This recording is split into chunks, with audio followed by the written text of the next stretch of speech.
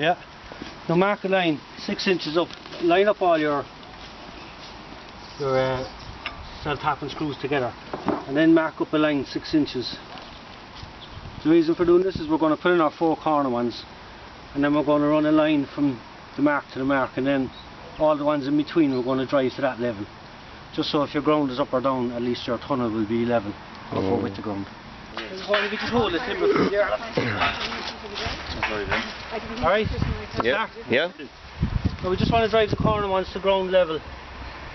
This self-tapping screw is marking ground level. But we don't want to deform the top of it, so we just give it a tip with a bit of timber on it. And we repeat the same process then in the 4 corners. That's good. So what I've done here is I put in the corner one. I put the line to the blue mark that I put on it. That was 6 inches up from the peg. Now what I'm going to do is I've marked these out at 1.5 metre intervals, and now I'm going to drive this here. Now just inside the line. I don't want to interfere with the line, so I keep it just inside. Now I have to drive this blue mark to the line of the string, right, just so that it'll all be the same then, you know, so if there's a slope, at least the slope will be the same all the way around. No. Sledge. Come on. What is that? Yeah.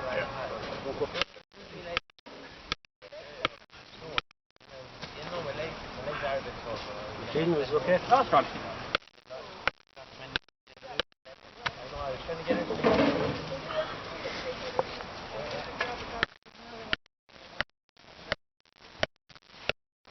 So there's the blue line there.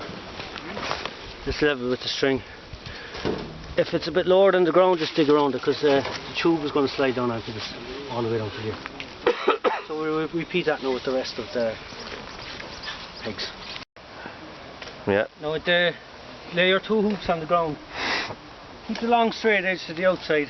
The curved bit comes to the middle. And then you connect them on the ground. Now, check them that it slides in easily. Sometimes there's a bit of a ridge on them there. You have to walk out the ridge with a bit of a file. Now, usually if it goes in easily there, the ground pegs will have no bother going in either. But just check them. Make sure they're all clear. If you're trying to slide them down and he won't fit, you're going to have a problem.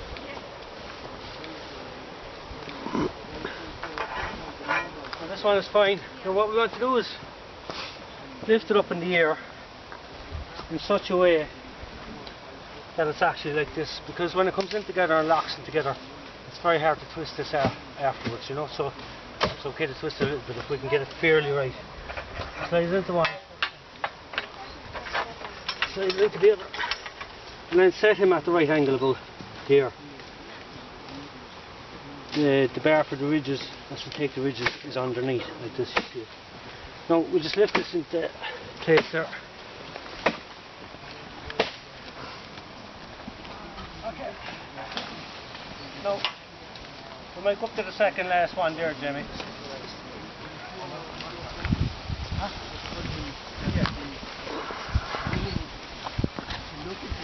Now what you'll find is, I have to lift this way up in order that he can get his side down. So you tell me when to go up or down there, Jimmy. Yeah, okay. Yeah, my friend, I reckon he's a retired man. Yeah, and then try not to force this in. It's quite a lot of pressure. Yeah, but I mean, you know, he's going to have to Right, this up straight. And then, Okay. so the way to speed things up is these clips are the same. They'll join everything. All connections are done with these clips. They don't fit. One doesn't fit inside the other like that. They fit one outside the other. With these 2 clips, you'll never have to force them. They'll turn in any direction that you need. And what you do is you push them onto the hoop, straighten them out. No, these it doesn't go in here like this. It goes outside and outside like this. Now this is exactly the right size, so your tube won't fit into it. So you just open them out about 2 mil, just a touch, and then This is a spacing nut here. It's to stop people over tightening. You just put him through. Turn your nut. Leave him loose like that. He's got his earphones in. Now the thing you have to consider is that when you tighten this, there's going to be a long bit sticking out here. Keep him on the inside of the tunnel all the time. So you have to consider which way your thing is going to be. Now we're going to have a bar coming from here now, and he's going to slide into here. He's going to tighten up slightly on the inside. Now I have another bar above this going up to a higher level, so I put another one on exactly the same as this, and I'll have him on loose. And then I have another one then for my crop support bar, which is going up there. So I'll just put him on, and it doesn't matter which way I do him because he'll be facing in the way anyway. So put on all your clips before you do anything, because it's very hard to put the clip and the bar at the same time, if you know what I mean. So. There? Close again. Yeah. Yeah. Let's put a level on it there now. I need to go this way down there. So let's put this way, so slide the hook in my direction. Over your way. A little bit more now. Back to you a little bit. So, come out. Now.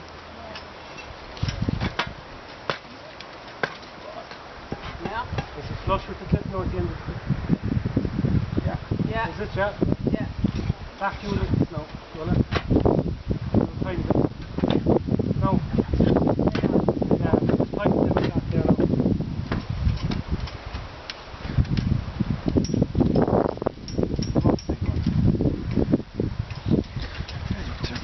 Normally put on this like that. And then turn it over. This is probably where you should have started with. I just repeat the process then for each one, you know.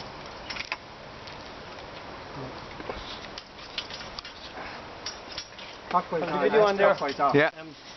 Just make sure that your bar is flush with the end of the clip, because if it's not, you won't get the proper distance here, you know. Done. I've actually got one slid up there already. That's for the top prop bar up there. This is for the crop bar. And these two then are for the two prop bars that come down here. This one again is for the crop bar. Get him up on the way. Well, this is my bottommost prop bar. It's 1.65 meters long.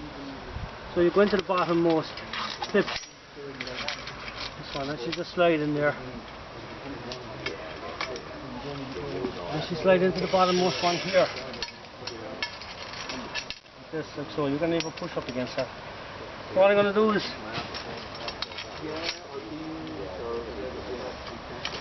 I'm going to tighten this one, and then I'm going to move this in or out till this bar is level. She's fairly good there now. Very important to keep these down very low, 6 inches or less. Keep them right down at the bottom of the bar. If they're up here, then the wind will be able to get leverage on the bar and push it. Keep them right down at the bottom. It's going to be very important to keep these bits on the inside, pointed bits. If you have a wrong, take them off and change it again. Now you have to tighten this one out, make sure this is level and soft.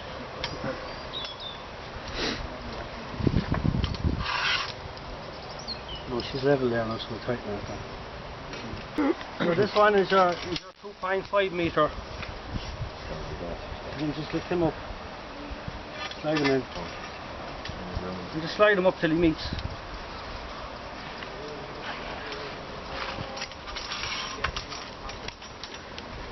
So the bar is level already. You don't want them hanging down like that or up like that. You want them just like that. So we'll tighten them at that then. Happen screw, it goes on the, you need to use a bit, or else it goes on the, it actually fits on the head of any drill. It's the same shape as a drill head. It's very important that you wear glasses. You just start it off real slow. And when you see a bit of steel taken off, then just push it in. You have to put a bit of pressure on it, no, it doesn't go in on its own. It's important to wear goggles because these things will definitely get you in the eye if you don't. But they have to be on the inside of the tunnel so they don't interfere with the plastic, which is on the outside. The hot spot tape. The plastic should never touch the steel. just in case the steel gets hot in a really hot summer. So what you do is you just put it on like this, you put it along the top of the bar. It's important to push it on now as you go, right over the top of the hoop. Just going to gable in here because the plastic is coming around the corner. You must also go. You must also go on this side of the Crossbar. yeah, exactly. And then you can see the ridges above. You need to go just on them as well. Just anywhere where the plastic might sag and touch. Now you put on these prop bars. You can see I have clips on already. Everything, all the pointy bits come in. We must put self-tapping screws here now. This is our last prop bar then. It comes down here like this. It comes around with a bit of galva band. That comes up around. There's 2 holes already pre-drilled, 2 self-tapping screws in there. Now the important thing, everywhere where there's galva band, you must put another screw. Again on the inside. So let's say for instance these are our crop support bars. They click on like this.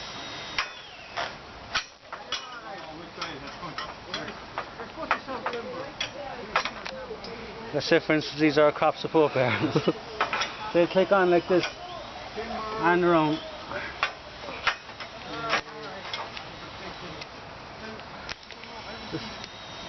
The galva band will come down like this with 2 screws there, one there. The holes are already made, same here, there and there.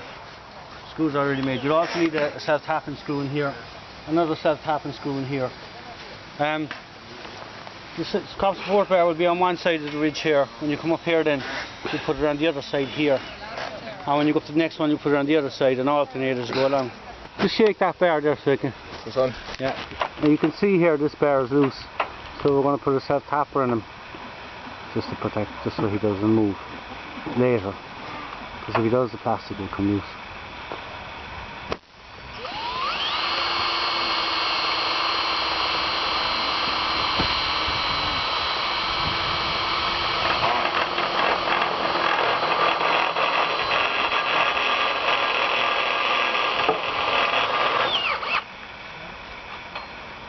Better not.